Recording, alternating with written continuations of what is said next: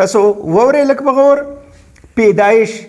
نو دا خو پیدایش نه دی که نه، د یو اواز دپاره چې کوم علامت ولیکلی شي، کوم علامت مخصوص کړی شي، نو دغه علامت ته حرف یا غکتوری وایي. بسم الله الرحمن الرحیم.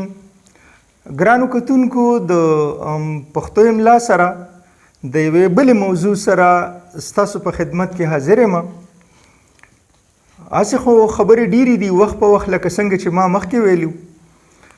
نن چې زمونږ کومه موضوع ده نو هغه د باړګلۍ پښتو املاو یوه باریکه مسله، او په دې کې د یای مخصوص او د یای تذکیر واحد څوک چې ورته مجهوله یې وایي، د دې منځنی استعمال، یعنی کله چې دا د نورو دوو ټکو په منځ کې راځي نو دا به کوم شکل اختیاروي. په دې باندې ډېره لنډ خبره کومه. دا یای مخصوص چې دا نو دا مخکې نه وه، کله چې د کال 1990 کې د باړګلۍ فیصلې کېدې نو په هغې کې دا یې د عوامو مخې ته راغلې وه، ولس ولیدله، او دا یې خو پخوانی ده، د پخوا زمانې نه را روانه ده، یا تذکیر واحد یا مجهوله یې چې ورته وایي. د یو اواز دپاره چې کوم علامت ولیکلی شي، کوم علامت مخصوص کړی شي، نو دغه علامت ته حرف یا غکتوری وایي.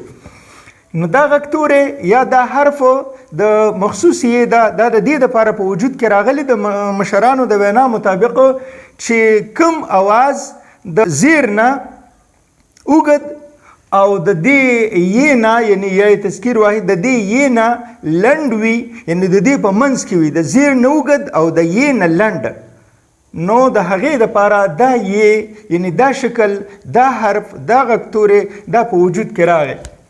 لکه اوس د مثال په توګه مخکې به د دال زیر سره لیکل کېده دی، او اوس د دغه فیصلې نه پس د دال او د مخصوص یې سره یعنې دی لیکل کېږي.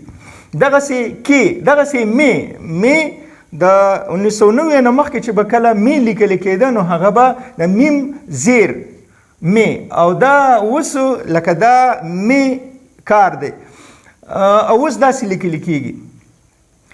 اوس داسې خبره ده چې نن سبا زیات تر خلک چې کم مقام، کم اواز، کم ځای د دې یې د استعمال نه وي، نو په مینځ کې هم دا یې لیکي چې هغه صحیح نه ده.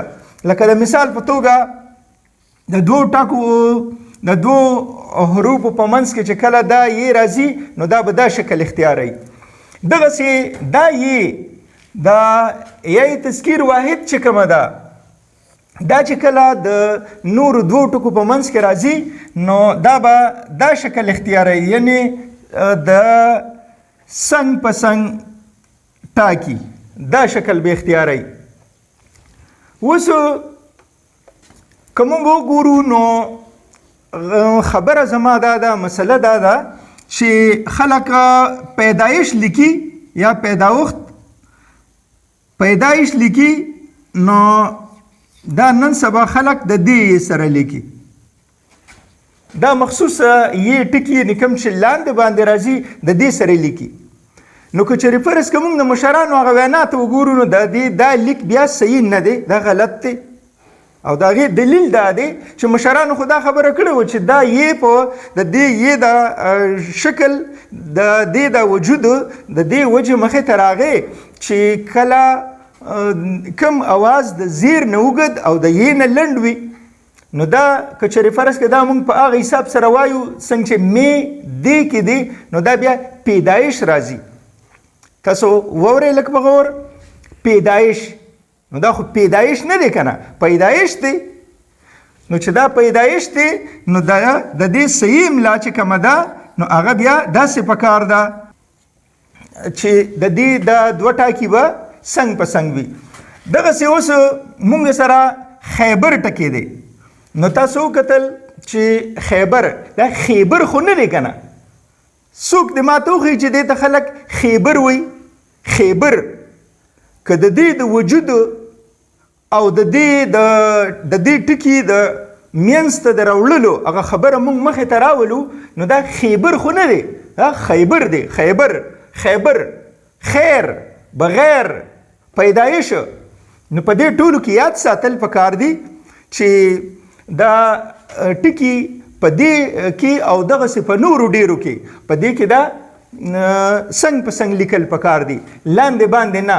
دا صرف په هغه ځایونو کې پکار دي لکه اوس فرض که موږ وایو دې کې مې یا وایو بونیر بالکل هم دا یې پکې راځي، دغسې خیري دا پکې دوه یې ګانې راځي، خیري. نو په دې وجه د دې خبرې خیال ساتل پکار دی چې کوم ټکي د دې یې سره مناسبي دا وازي هلته به دا یې استعمالو، یعنی دا یې مخصوص یعنی لاندې باندې ټکي، او په کوم ځای کې چې بیا اواز داسې وي چې د دې یې وي د مجهولي یې اوازي، نو بیا به مونږ دا څنګ په څنګ لیکو، دا به مونږ لاندې باندې نه لیکو. او دا یو غلطي عامه د ډیرو پوه خلکو نم کیږي. نو پکار دي چې مونږ د دې خیال وساتو. د دې متعلق د املا متعلق به ان شاء الله را روان وخت کې نور هم خبرې کوو، پیریډونه به اخلو، خو فی الحال په دې ځای باندې بس کوو. او که ستاسو د دې متعلق نور هم داسې څه قسمه سوالونه وي نو ان شاء الله را روان وخت کې به هغې باندې ځان له پروګرامونه کوو، جوابونه به درکوو. ډېره زیاته مننه. السلام علیکم.